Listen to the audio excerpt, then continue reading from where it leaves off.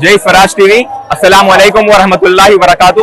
ఈ రోజు రంజాన్ ఈ పండుగ సందర్భంగా మేము ఇక్కడ రంజాన్ యొక్క ప్రార్థనలను ఆలకించాము. రంజాన్ అంటే ముఖ్యంగా ఏంటంటే రంజాన్ అనేది ఒక నెల పేరు. ఏ విధంగానైతే మనకి 12 మాసాలు ఉంటాయో అందులో 12 మాసాల్లో ఒక నెల పేరు రంజాన్. ఈ మాసంలో రంజాన్ నెలలో ఖురాన్ అనే గ్రంథం అవతరించింది. ఇది కేవలం అరబ్బుల కొరకు ఒక జాతి కోసం కాదు, సర్వ మానవాళి కొరకు అవతరింపచేసినటువంటి చిట్ట చివరి దైవ గ్రంథంగా ఖురాన్ మనకు సాక్ష్యం ఇస్తుంది. ఇందులో మానవుడు ఎలా జీవితం గడపాలి, మానవుని యొక్క నైతిక విలువలు ఎలా ఉండాలో చాలా స్పష్టంగా ఖురాన్ గ్రంథంలో చెప్పబడింది. ఇది మానవాళికి ఒక గైడ్ ఈ నెలలో దొరికింది కాబట్టి దానికి కృతజ్ఞతా భావంతో ఈ నెల మొత్తం ఉపవాసాలు పాటిస్తారు.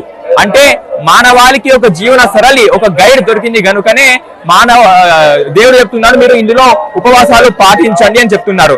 మరి ఈ పండుగ నమాజ్ సందర్భంగా ఈ ఖురాన్ గ్రంథం సర్వ మానవాళి కొరకు వచ్చినటువంటి గ్రంథం, ఇది అందరం కూడా చదవాలి.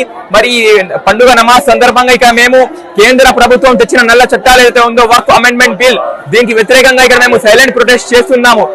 ఈ నల్ల చట్టాలు కేవలం ముస్లింలకు వ్యతిరేకమో, ఒక వర్గానికి వ్యతిరేకమో కాదు, ఇది రాజ్యాంగానికి వ్యతిరేకం. ఈ బిల్లు తెచ్చి కేంద్ర ప్రభుత్వం మన రాజ్యాంగాన్ని సంక్షేమంలో నెడుతుంది. కాబట్టి మనం ఖచ్చితంగా ఈ వక్ఫ్ అమెండ్మెంట్ బిల్ కి వ్యతిరేకంగా పోరాడాలి. అంతేకాకుండా వక్ఫ్ అనేది కేవలం ముస్లిం హిందూ శాఖల్లో కూడా కొన్ని ఆస్తులు ఉన్నాయి, క్రైస్తవులలో కూడా కొన్ని శాఖలు వాళ్ళకు తగినటువంటి శాఖలు ఉన్నాయి. ఏ విధంగానైతే మేము వక్ఫ్ అమెండ్మెంట్ బిల్ కి వ్యతిరేకంగా పోరాడుతున్నామో, ఒకవేళ కేంద్ర ప్రభుత్వం గనక హిందువుల ఆస్తుల మీద అయినా క్రైస్తవుల ఆస్తుల మీద కూడా ఈ విధంగానే దాడి చేస్తే ఖచ్చితంగా మేము నిలబడతామని చెప్తున్నాం. వక్ఫ్ అంటే మా పెద్దలు, మా పూర్వీకులు ఏదైతే ఆస్తి దానం చేశారో ముస్లిం పేదవారి కోసం, వారి యొక్క అభ్యున్నతి కోసం దాన్నే వక్ఫ్ అంటారు. ఇది బ్రిటిష్ ప్రభుత్వం నాటి నుంచి ఈ వక్ఫ్ భూములు ఉన్నాయి.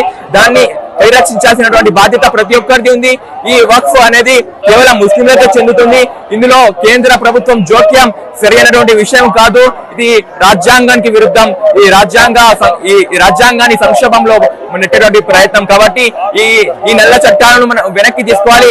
ఏ విధంగానైతే CANRC నల్ల చట్టాలు వెనక్కి తీసుకున్నారో, ఏ విధంగానైతే రైతు నల్ల చట్టాలు వెనక్కి తీసుకున్నారో, అదే విధంగా ఈ వక్ఫ్ అమెండ్మెంట్ బిల్ కూడా వెనక్కి తీసుకోవాలని మేము డిమాండ్ చేస్తున్నాం కేంద్ర ప్రభుత్వంతో. జజాకల్లాహ్ ఖైర్. ధన్యవాదాలు.